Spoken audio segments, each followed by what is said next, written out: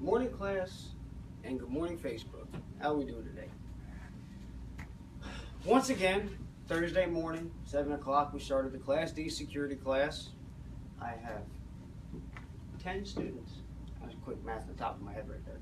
10 students here. I believe 4 of which have a position with a security firm already, so that gives 6 potential employees there for the recruiters out there in Facebook land. So one of the things we do every week, we like to talk about different segments, different parts of the curriculum in security. This week we're going to go ahead and talk about first aid and what you do, what are the 5 life and death situations, the 3 things that you don't do, and then we'll get into practical application of a few things.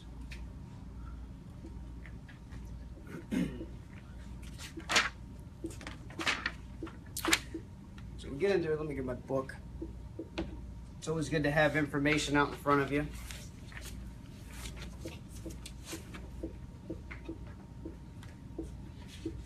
Five life and death situations. Bleeding. You bleed out, I mean, that's kind of life or death, right? The average person has approximately 6 quarts of blood in the body. The fastest time a person can bleed out, proper artery or vein is severed, is approximately 2 to 4 minutes. Yeah, that's actually wrong. It could actually be a lot quicker than that too if you get the right stuff. Alright. You have different characteristics of bleeding. You have arterial, you have venous, capillary. Anybody ever get a nosebleed? That's a capillary response. Little tiny blood vessels in your nose. Superficial. Alright. Stopped heart, stopped breathing, poison or illness, and shock. The remainder of the 5 life or death situations. Obviously, if the heart stops, that's kind of going to kill you. Didn't know if you know that. AED, automated external defibrillator. If the heart stops, it ain't going to work. All right. An AED is for arrhythmia. And the heart gets out of sync with itself. Okay, an AED shocking somebody doesn't magically restart the heart. It takes drugs. Good drugs. Adrenaline. Straight shot right to the heart. Drugs that you don't have access to. Stop breathing. You stop breathing. Loss of oxygen. Loss of oxygen to the brain. You can start developing brain damage after 4 to 6 minutes. Loss of oxygen. You remember that, by the way, it'll be a test question for you. We'll get into that later. The time frame can change due to different factors, physical fitness, age, temperature of the water, whatever.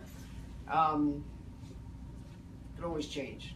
All right. And then poison or illness. You get poisoned, develop sicknesses, and there's 3 ways of intake for that. You've got absorption, external. Internal could be injection or ingestion, you've eaten it, or it can be inhaled. All right. Anthrax, plague, stuff like that can be inhaled. All right. And then the last one is shock. A shock, that can kill you without any signs or symptoms whatsoever. All right. And shock is always present in trauma. Motor vehicle accident, active shooter, your heart races, you're in a state of shock. Okay. Most fire departments, as a volunteer firefighter, were responsible for their firefighters 2 hours after the calls have ended because of the increase in stress to the heart. So levels of shock, confused behavior, fast or slow pulse rate, it varies. Everybody goes into some form of shock during any trauma situation. We'll get into more of that a little bit later, but the 3 things you don't do. You don't move them, you don't medicate them, and you don't panic them. All right? If you move someone, you can cause further injury. The only time that you want to move someone is to prevent further injury. Okay? Vehicles on fire, buildings on fire. Okay? There's a gas leak. Things like that, where if you leave the person there where they're at, something else could happen to them. It's the only time you would want to move anybody. And when you move them, you want to stabilize the neck. All right, C-collar. Everybody's seen the collar that goes around the neck that lifts the head and keeps the neck in place. You do that with your hands. You want to keep that neck immobilized. You don't know what type of injuries they have. Okay? The further down the spine you go, the further down the body it controls. So you start up there between the C1 and C2, up there at the top of the base of the head, right where the neck and the head meet. If that's broken, they're a vegetable, or they'll die. Go further down, between C3, C4, you start doing motor functions related to the arms down. Like I said, the further down the body you go, the further it goes. Most people who break their back usually become paralyzed from the waist down. That's because of where they've broken their back at. All right. You don't want to panic the victim. Remember, they're in a state of shock. Sometimes they're not going to feel it. Right? They may not feel something. So let's say legs hacked off, right? Man, I don't feel my leg. It's all right. Keep them down. Hey, you'll be all right. Nah, it's just because it's cold. You know what I mean? Whatever. If you start to panic, then the heart is going to race, and arterial bleeding, venular bleeding. All of a sudden, they're bleeding out because their heart rate increased. Obviously, you're going to tourniquet that, but we'll get into that later. You do not want to panic someone. You're going to cause further stress and damage to the chest area, all right, to that area. The last part is don't medicate. Why don't you medicate someone? You're not a medic. What does aspirin do? It's a pain reliever, right? It thins the blood. Mm-hmm. It thins the blood out. So now, whatever wound is out there may not coagulate, which means it's not going to clot up. It may not stop bleeding. All right. Somebody's having an allergic reaction. Everybody heard of an EpiPen, right? All right. What is epinephrine? For the most part, it's an adrenaline. All right, with an anti-inflammatory in it. If you give that to someone and they're not really having any type of allergic reaction or attack, that adrenaline shot will increase the heart rate. You can literally make the heart explode if you do not know what you're doing with it. Okay. Ibuprofen, pain reliever, anti-inflammatory. What happens when you get hit with something or get a nice laceration, a little cut? Everything starts to swell in that area, right? That inflammation, well, that inflammation will cut down capillary bleeding, venular, a lot of that type of bleeding. That swelling closes off those blood vessels, so now you're not bleeding out over a superficial wound. Well, if you've taken an anti-inflammatory, the inflammation doesn't begin, swelling doesn't induce, now you're going to have a problem, right? So you don't medicate someone. Benadryl, you don't know what people are allergic to as well. You got an infection, have some leftover antibiotics that we have. Certain antibiotics are used to treat certain types of infections, all right? Almost said anthrax, what the hell is that one? What's the penicillin, amoxicillin, Amox. A UTI, amoxicillin, even though it's a bacterial infection for UTI, it's not treated with amoxicillin. It's treated with zithromycin. All right, it's a different type of antibiotic. So not all antibiotics are the same. Not all pain relievers are the same. Okay. There's some people that can't have Tylenol. Tylenol destroys your liver. All right. People who have hepatitis can't take Tylenol. Liver can't protect it, so you don't medicate someone. Now, CPR, cardiopulmonary resuscitation. Does it work? Have you seen it work before? I'm asking you, really. I mean, have you ever seen CPR bring somebody back to life? Yes. What were the circumstances? Drowning? Hypothermia. Hypothermia, that's because you were getting the blood to circulate through the chest. That's a little different, though. I get what you're saying. CPR is designed that you used to give 2 rescue breaths and 30 compressions and pump the chest, right? Well, that's to keep the heart moving, all right? If you do it right, it'll work in that sense. Or AED. Somebody's drowning. The only time that I have actually physically seen CPR bring somebody back to life while doing it, electrocution and drowning. And if you ain't cracking ribs, you didn't do it right. You're talking about pushing somebody's chest 2/3 of the way in. All right. Children's a little different. Children, their bones are malleable. They haven't developed enough calcium in them to become solid. It's more cartilage, so they'll bend a little bit easier. So drugs, breaking bones, CPR, but the only time I see it work, like I said, drowning or electrocution. CPR's main job, though, is by doing chest compressions, is to get the heart to pump blood. That way you can still have a chance when the medics get there and they try to bring you back to life with all of their good anesthetics and all the good stuff that they have, that you don't die of or don't develop any brain damage. Brain damage being because you've lost oxygen. That's where the rescue breaths come in. The theory now is that there's one agency out there that's doing nothing but chest compressions the entire time. You don't stop until somebody relieves you. And their thought behind it is as you're pressing on the chest, the heart's pumping. Every time you push in, the lungs are pushing oxygen out.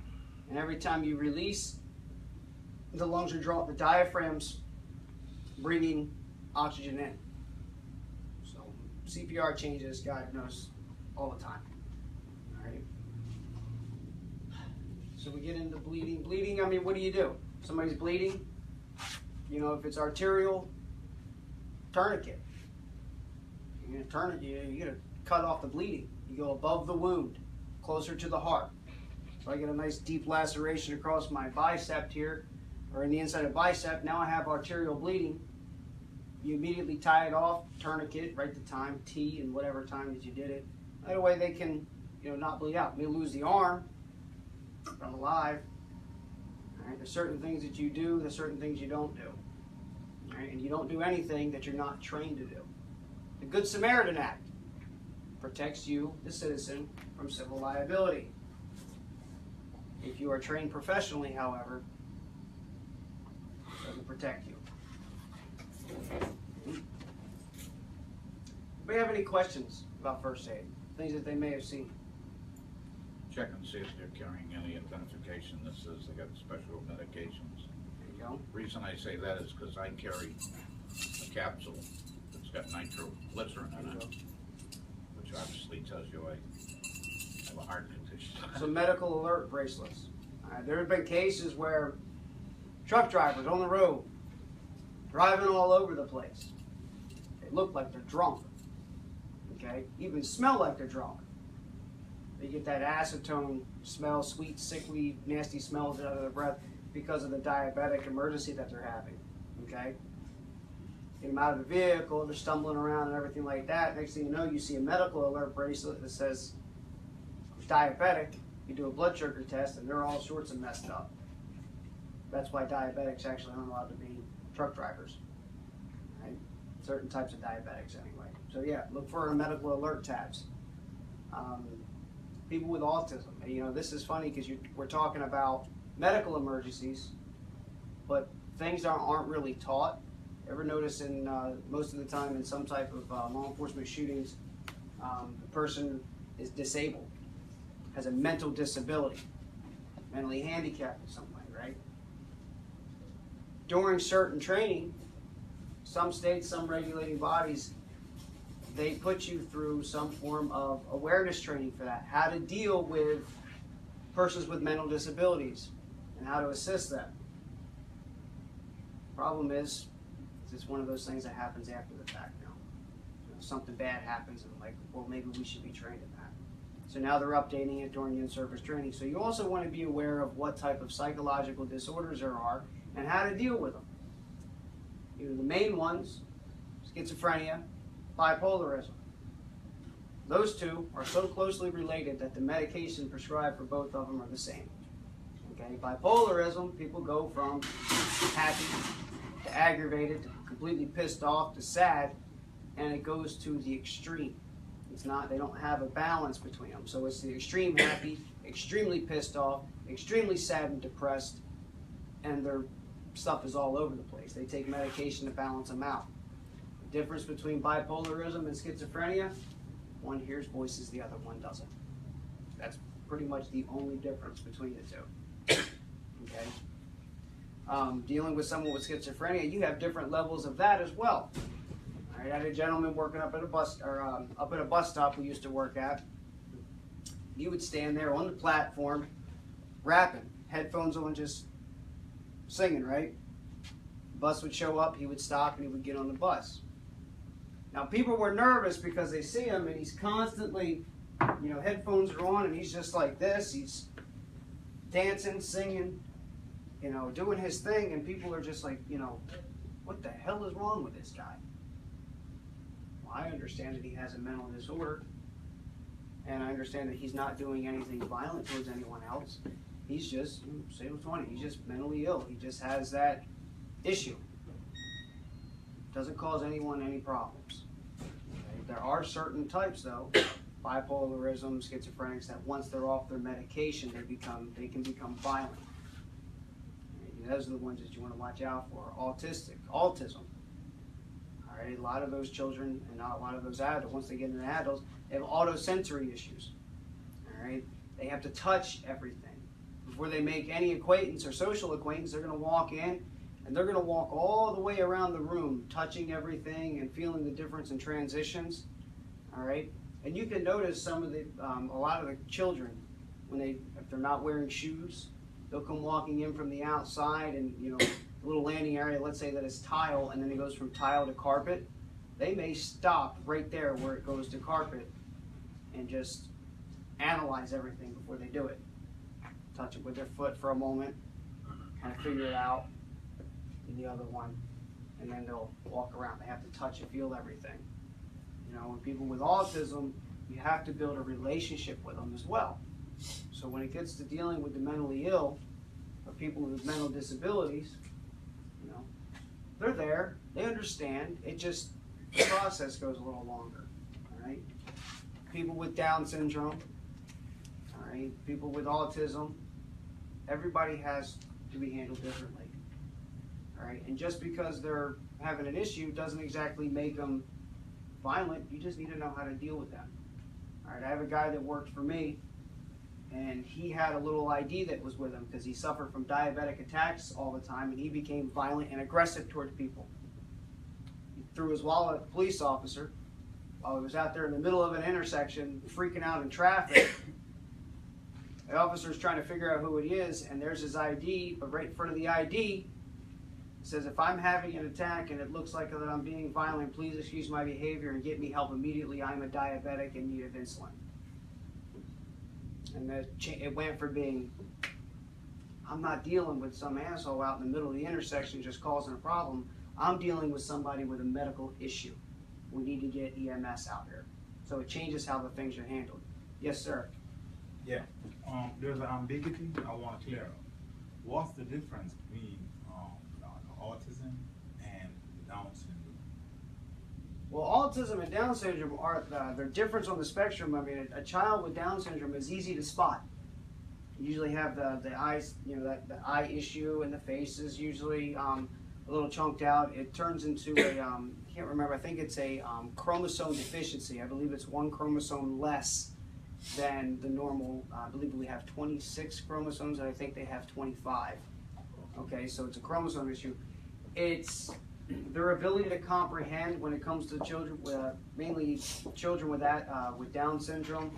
Their ability to comprehend things are slower. They have more of the child mindset. So you'll see someone who's 25 years old with the mindset of a 5-year-old.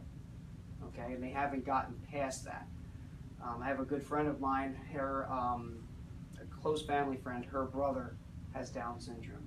And while he's in his 60s, I believe he's in his 50s or 60s, and his mindset is that of a teenager. Okay, with autism, they're there. They are well aware of their surroundings. They're just set in their ways. They don't like change. Change upsets them. They have those autosensory issues where they are used to a structure. The more structure they have, the better they are. Anybody ever see Rain Man? All right, talking about the toothpicks in the box or something like that. It's like 394 toothpicks on the ground, 395 toothpicks went on the ground, 394 back in the box. There's one toothpick unaccounted for, and they picked it up on the carpet. He was able to process that quick. That's why they went to Vegas and started counting cards and playing roulette and blackjack, because he could count the cards. They are usually a child with autism or a person with autism is usually actually well in tune with everything. They just have that mental block where they don't want to be touched. They'll freak out. They don't know you and you touch them. They completely spaz out. Completely different mental disorders do different things. People respond differently. Right? Everybody heard of that? It's horrible to say, but you ever heard of retard strength? People with mental disabilities are extremely strong because in their mind, it's constant adrenaline. They don't know their own strengths, so they're playing, and they may play with, and that's why they hurt usually younger kids, is because they're playing with them. They think that they're a kid. They don't realize that they're an adult, and they're playing with these children, and they're getting hurt because of the amount of strength that they put behind them. And then their stress, they're constantly dumping adrenaline in their system when they're dealing with a stressful situation. So now you're going to deal with someone who has a heightened strength behind them. Or your adrenaline kicks in when it has to. Theirs is full bore as soon as they deal with a situation. Right? So they use security. We use security in different situations. You've got security companies that are working in the prisons, that are working in the mental wards and mental hospitals. If anybody goes to work for the hospitals, the hospital system, Lee Memorial, Gulf Coast, all that wonderful stuff, you're going to experience a lot of different traumas. Okay, they're going to require you to get certain certifications, ALS and BLS certified, ACLS. A lot of different certifications to help you in the hospital. Okay, mainly a security, you shouldn't do anything. The only thing you should be doing is, can I get you an ambulance? There's something that you need. You don't want to assume that liability of harming someone else further, because it will. This is the Sue Happy generation. Started with one lady in a hot McDonald's coffee one day, and that's it. Now everybody sues everybody for any reason whatsoever. There's a guy in Fort Myers that ties up the courts with frivolous lawsuits. It's not even funny. So that's going to be my segment for first aid, and I guess we actually touched base on mental disabilities as well. Ask a question, Jim? Yeah, please. I had a security person that's working for a company I'm going to work for said that their policy is that if you have an incident, back off. Don't get involved in the sense of trying to battle it out. Just make a phone call to the police department. Let them handle it. Where do you draw the line between where you step in and where you step out? Well, it's all up to you, to be honest with you. Yeah. What do you feel? I feel like I have a duty to act. Working in fire and rescue and public safety for all these years. If I see someone hurt or injured, I'm going to get help coming. That's the first thing you do. Well, I found the answer you call strange because I've always been the type of person, somebody goes down, I get involved, to help out. And I'm amazed by how 50 people could stand around looking like they're numb. I mean, they're just out to lunch. It's the day and age, because everybody's afraid to catch a lawsuit. You try to do your best, the next thing you know, you're getting sued over everything. Over anything. Oh, well, you did CPR, broke my ribs. You should pay for my medical bills. But if you're alive. I mean, seriously, bro, you're alive, and you're going to sue me for breaking your ribs while I perform CPR on you to save your life. This is the world we live in nowadays. There is no honor. All right, to me, there's no honor in a lawsuit. It's horrible. But to answer your question, where do you draw the line? That's up to you. What is your scope of care? Actually, your company policy too says what your scope of care is. If you've been trained to work in, to do EMS work, I know how to do intubations, advanced airway techniques. Am I going to do that? Probably not. If it turned into a life-saving situation where EMS is too far away and I know that these guys that you've lost consciousness and you stop breathing, you're damn straight I'm going to intubate you. I'm going to keep you alive as long as I can. Well, I was taught if a person's not breathing, you gotta get involved because they're not breathing, they're in essence dead. Well, it's actually what that's called in first aid. That's called implied consent. If someone passes out, loses consciousness in front of you, and you naturally begin to perform CPR on them, the airway, breathing, circulation check, the ABCs. If you start doing that and then they come to, it's called implied consent.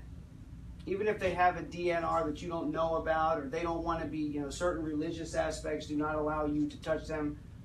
In the Muslim religion, the religion of Islam, a married female is not to be touched by another male. It's just part of their religion. Personally, I think it's kind of stupid. This is America. We steal everything. Shake hands with everyone we meet. We don't have some guys. Most people don't have ulterior motives behind it, but that's part of the religion. So how am I supposed to do my job and save this person's life if it's against their religion? It kind of goes out the window. It's implied consent. All right. So something you'll have to figure out. I hate to say it, pretty much on your own. What is your comfort level? What are you willing to do for someone else? Where is your line going to be? My line's kind of squiggly. It kind of goes all over the place. That's why I get in trouble all the time. Because sometimes doing the right thing isn't really. I don't the right ask thing. myself the question, I just react to it. Yeah. How can you? Yeah. See, I have that problem. I can't let an innocent person go down. Just can't. If I have to stand up and do something, I stand up and do something. All right. Anyway, that's going to be my segment for first aid. Facebook community. Any questions? No? All right. Whew. Don't forget to subscribe to us on Facebook, Professional Security Institute. Come visit us on the web, psifortmyers.com. You said YouTube. You said Facebook. Oh, did I say Facebook? My bad. YouTube, Professional Security Institute. We have a new page. You get to see my smiling face doing all these videos. It's awesome. Classes for unarmed security license. That's it. Classes for security, unarmed. $150. Come see us if you got questions about how to do that. We have certain discount programs. Anybody who's been discharged from the military within the last 24 months, we will be doing the class for $125. If you visit us online at psifortmyers.com, the 40-hour course, you can pay for it right then and there with PayPal. It'll cost you $140. Weekend classes are $175. If you pay for them online, it's $165. The concealed weapons permits, $60. Cheapest in town as of right now. We teach those every Monday, Wednesday, Friday, and Saturday. Come see us. If you like your Second Amendment and you love guns, come see our sister store out here, Tactical Weapons, the Gun Negotiator. If you need to be educated on firearm safety, we hold classes for that. Advanced shooting techniques and response to active shooters. We talk about all of that wonderful stuff too. And if you love to hear Freedom Ring, we have plenty of bullets to go around for just about every type of firearm manufactured out there. So once again, visit us on the web, gunnegotiator.com, psifortmyers.com for the school. And as always, stay informed.